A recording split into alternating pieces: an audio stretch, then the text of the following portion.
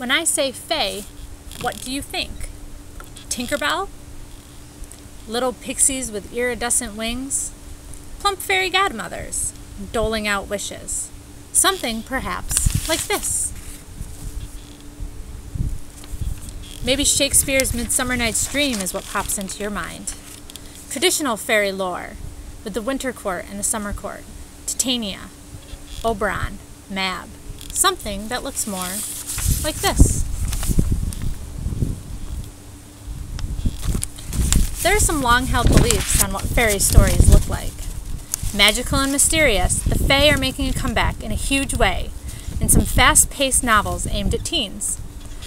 Today I'm going to tell you guys about 3 books, each which is part of a series, and each which takes the traditional fae canon and flips it on its head, adds new twists and turns, and creates some fabulous new worlds.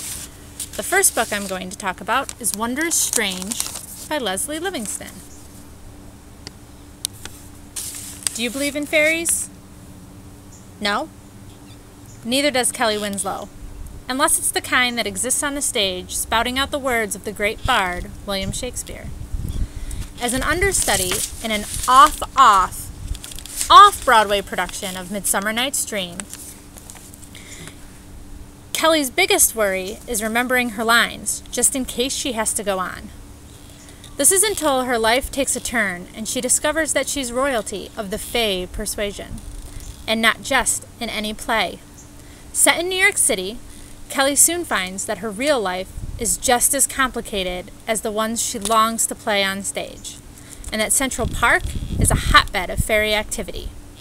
Finding herself torn between her mother and her father, who are both fairy royalty, and the life she's known and the life she is destined to live, Kelly finds that she must learn to look within herself to do what's right. At her side is Sunny, a Janus guard tasked with protecting Central Park from rogue fae and other nefarious mythical baddies. But will he be able to help Kelly survive, or will he become a distraction she just doesn't need?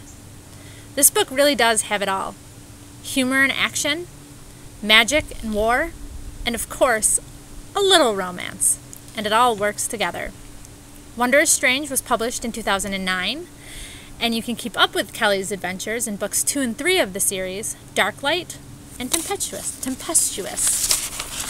The next book I'm going to talk about is by Julie Kagawa, and it's The Iron King. Little brothers are monsters. This is just a fact of life. Still, what if your slightly annoying sibling was suddenly replaced by something much, much worse? What would you do? What length would you go to in order to get him back? Megan Chase is confronted with all of this in The Iron King. Not only is Megan's brother gone, and an evil replacement living in his room, but her best friend Robbie is acting strangely protective, and she is seeing strangers lurking in the shadows.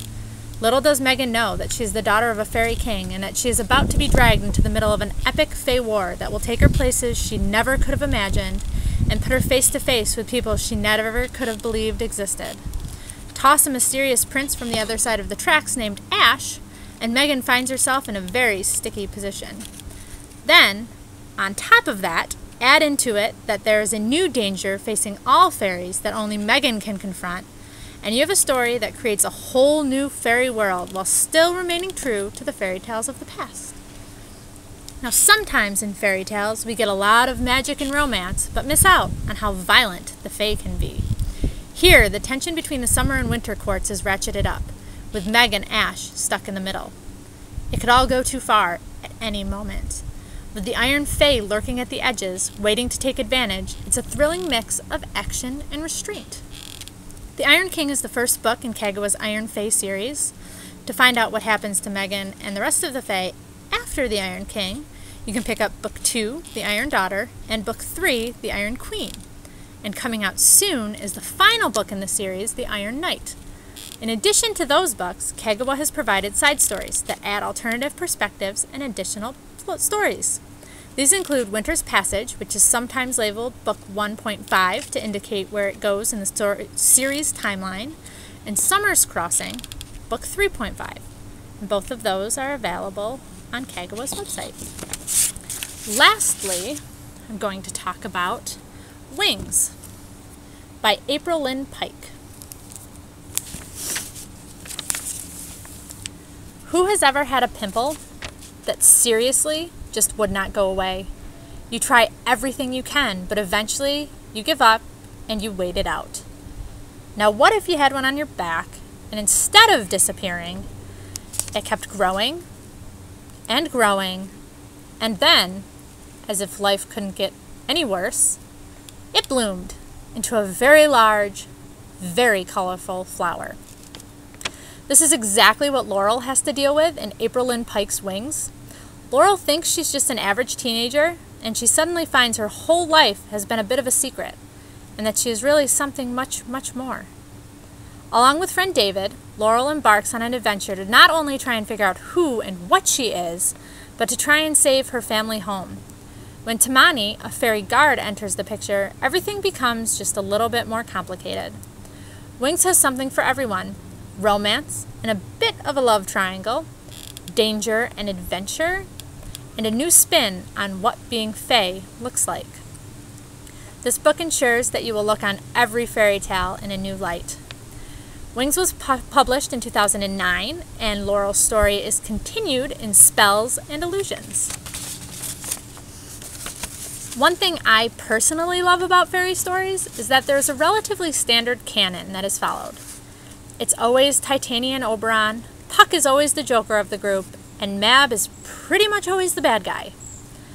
It makes it really easy to jump into any book about the Fae and feel comfortable. It feels familiar. It also makes me feel like all these books, even though they're written by different authors, are somehow connected. As if Kelly from Wondrous Strange, Laurel from Wings, and Megan from the Iron Fae series might all bump into each other someday during their adventures. Discover they may be related by virtue of Oberon's many, many dalliances, and become friends, maybe even allies. I love that. The canon, though, can also be troublesome because it makes it hard to really do anything new and unique. How do you stay true to everything that came before while still breathing new life and adding something new and exciting into it? Pick up any of these books and see how Livingston, Kagawa, and Pike have succeeded in creating a new kind of fairy tale.